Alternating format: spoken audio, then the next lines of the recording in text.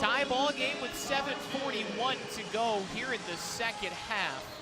Referees came over and they wanted to make sure they had the right shooter on that loose ball foul, and they did get it right. Joey Flannery will go to the line with a chance to give Babson its first lead of the contest.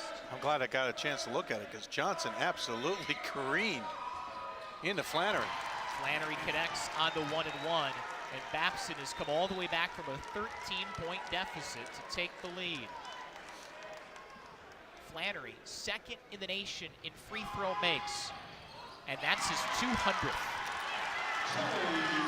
Their bench comes alive, and they have the first lead of the game by 2 points, and Augustana fans just seem bewildered as what has happened here in the second half. Hunter Hill, 3 of 12 from the field. He has struggled. He's Augustana's best offensive threat. He has the basketball with 14 on the shot clock. Now he's got a tough challenge. He's going up against Flannery. Pills back out to Hill. 5 to shoot. Pills has to hurry. Tough step back. Got it! Stay composed, though. It might have been a tough shot, but he gathered himself, set himself, and released it nicely. That was a great job of staying under composure despite the fact he had a second on the shot clock. A whale of a response from the Vikings.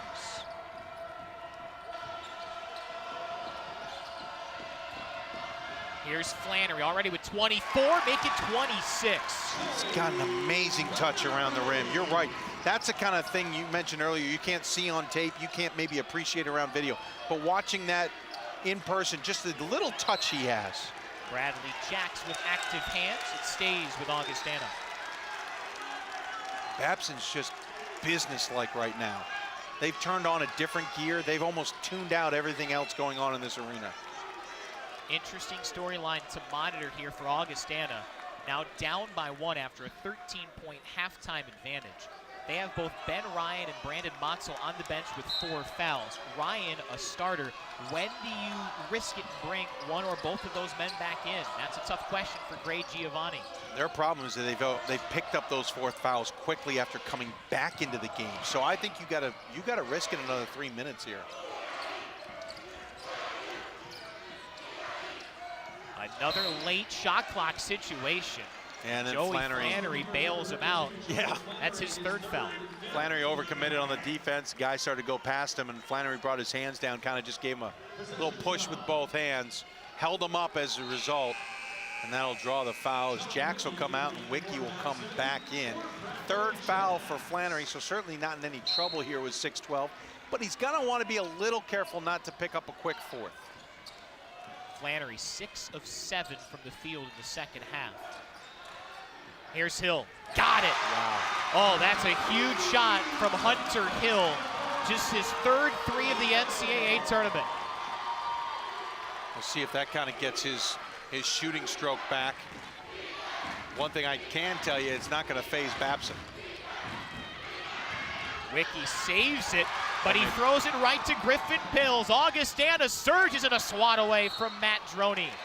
It will stay with the Vikings, but a great recovery from Matt Droney, the sophomore. Droney then has a conversation with Wiki, like, what was happening there? Why, stay composed, don't need to throw that one away. Juwan Strawner in, Dylan Sortillo out for Augustana. A seesaw battle here in this semifinal. Free throw jumper is pure from Nick Hefner. Has a gorgeous stroke from right about the free throw line. Just staying composed. They've extended their lead to 4 here. As Dean will start to come in here for Babson at the next check, and that's a guy with 4 fouls. We'll see how that will play into Coach Giovanni's hand with the 2 guys on his bench with 4. Both these teams searching for their first championship in basketball. Augustana starting to see some momentum. And they get a timeout. Good work from Nick Hefner along the baseline. Well, Wiki forced it. Wiki forced it. He's just not been comfortable tonight. He's a terrific player who just hasn't found his stroke or any comfort in this game.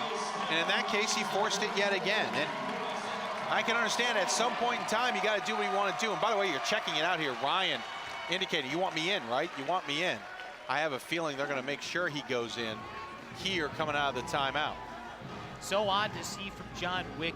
He has scored double figures in every game but one for Babson. Tonight, 0 for 5 from the field, just 3 points to go along with 4 rebounds. He's played the 9th.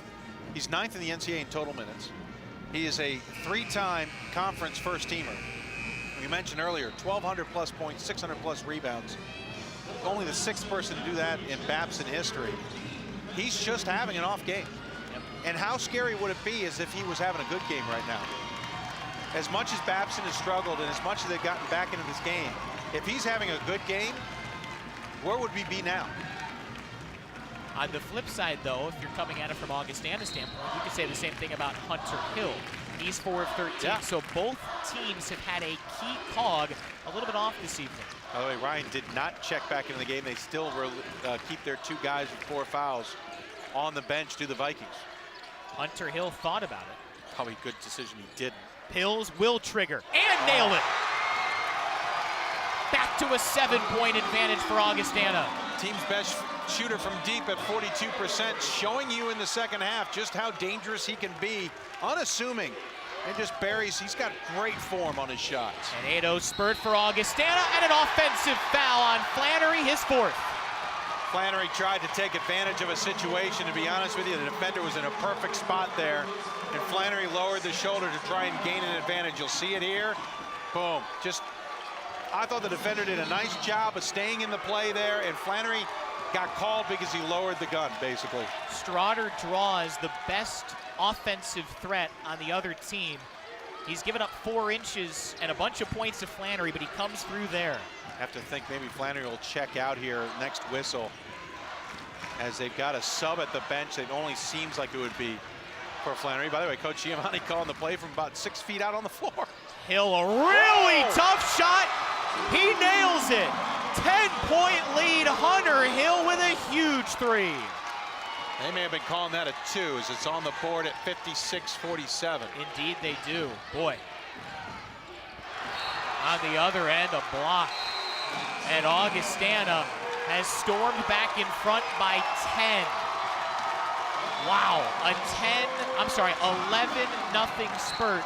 And Augustana is back up, beg your pardon, by 9. It is 9 at the final media timeout. This is the D3 men's semifinal.